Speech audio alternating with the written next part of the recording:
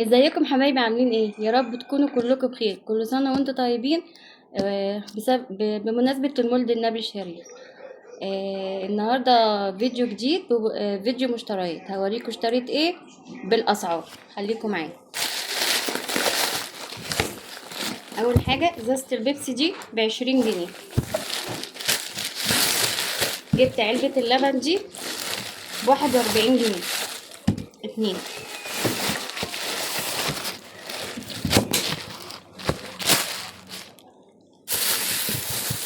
لا، خلي الخضار بعدين، هخلص الاول حاجات مش خضار. وجبت الصابون ده ب60.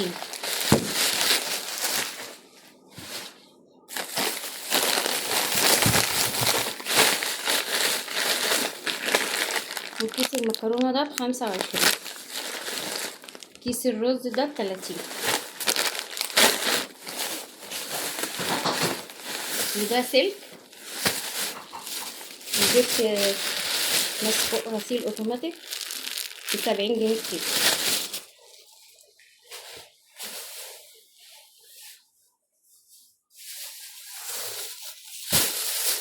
النهارده 3 حتت، 3 اماكن: السوبر ماركت، بعد كده الفرنة، واشترينا فينو،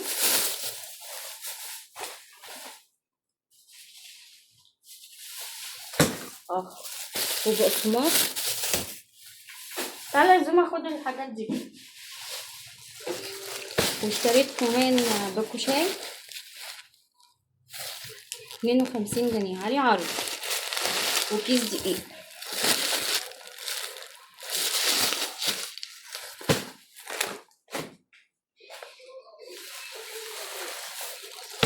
واشتريت سكر ب25 كيس. جبت 3 كيس. خلصنا السوبر ماركت وخلصنا الفرن. عدينا على ايه بتاع الصابون. جبت سلك وصابون ومسحوق. وبعدين عديت على بتاع الخضار. جبت فلفل وبامية والطماطم والبطاطس والليمون. الليمون ب30 جنيه، بطاطس ب25، الفلفل ب20، الطماطم الكيلو ب20، والبامية الكيلو ب60 جنيه.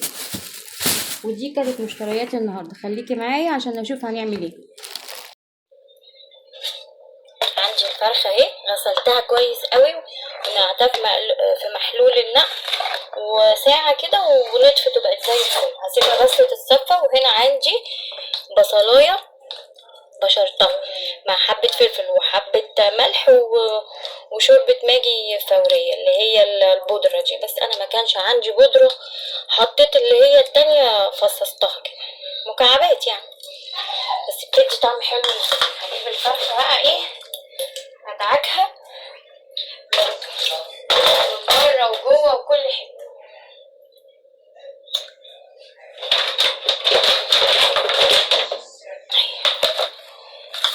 الفرخة اهي. احط بقى ايه، احط الخلطة دي من جوه من تحت الجلد على اللحم نفسه جوه خالص، وعلى الورك من جواها كلها. هدعكها كور. البصلاية اللي بنحطها في الشوربة ببشرها، احط عليها فلفل وملح وبدعكها بيها كلها. ضيع ريحة الزفارة، تخليش فيها اي حاجة زفارة، وتخلي ريحتها وشربتها تحفة تحفة تحفة. خليكي معايا كده وشوفي، جربيها بالطريقة دي والله جميل. تحت الجلد كمان اهي حميناها، استحمت حمية العيد.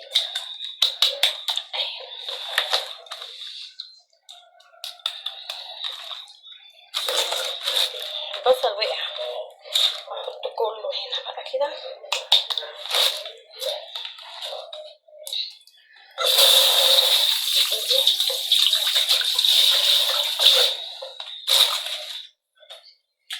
وفي حلة كده على النار احط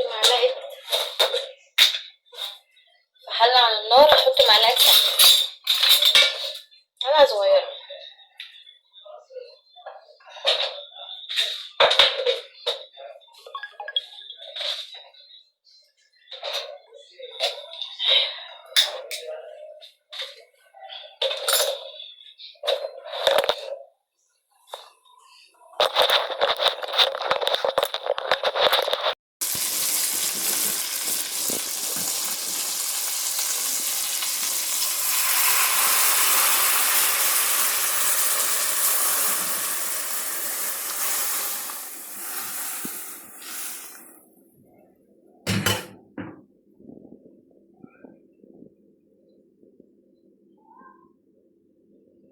ميه سخنه كانت بتغلي في البراد وحطيتها عليها، اي ما تظهر ريم او حاجه من فوق امسحيه على طول.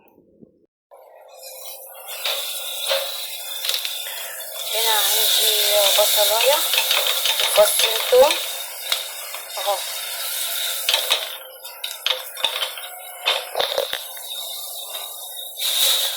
الناس بتحط الصلصه الاول وبعد كده تحط الباميه عليها تستوي معاها، لكن انا بقلب البصله الاول مع الباميه وبعد كده بحط الطماطم. مش عارفه انهي الصح، بس انا مش عارفه اتعودت على ان انا هعملها الاول بالبصله وبعد كده احطها. الباميه دي جبتها وغسلتها وقمعتها وحطيتها في كيس لحد ما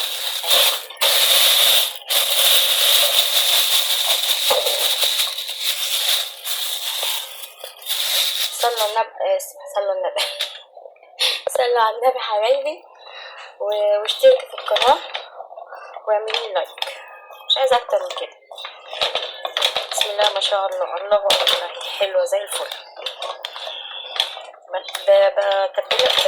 بقلبها شويه مع البصله وفصين الثوم، وما تدبل خالص بحط لها الطماطم. مش عارفه بقى انهي الصح والله، الناس بتحط الطماطم تتسبك وبعد كده تحط الباميه، تقريبا الاتنين صح، يعني دي صح او دي صح.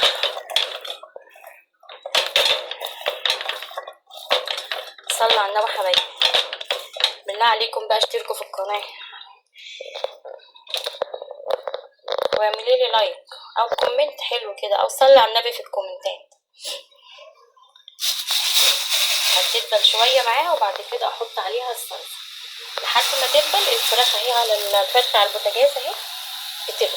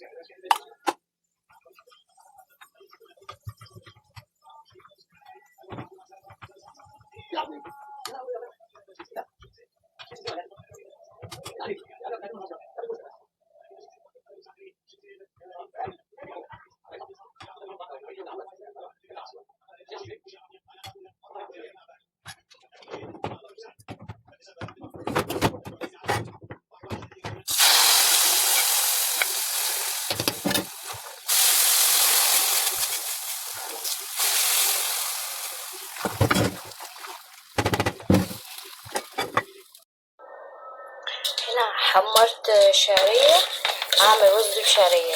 وانت بتحمري الشعرية حط عليها الملح بتاع الرز، حطي عليها الملح بتاع الرز علشان الشعرية كلها تطلع لون واحد، ما تطلعش واحدة محروقة وواحدة لون.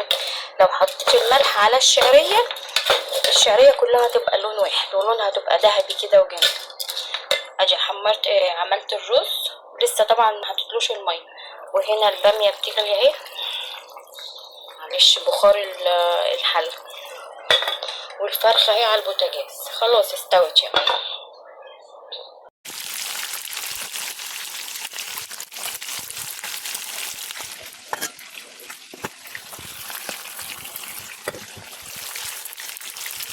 ايه رأيكم يا حبايبي؟ ده غدانا النهارده. بصي البامية تحفة وريحتها جميلة جميلة جميلة، وادي الرز بالشعرية وعليه شوية فلفل اسود على الوش، وادي الفراخ المتحمرة حمرتها بس مش كلها علشان اللي عايز احمر، والسلطة.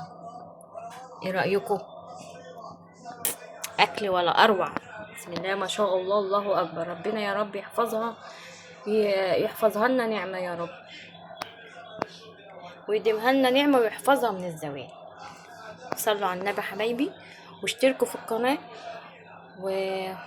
ولو عجبكم الفيديو وعجبكم الاكل اعملي لي لايك واشتركي في القناة.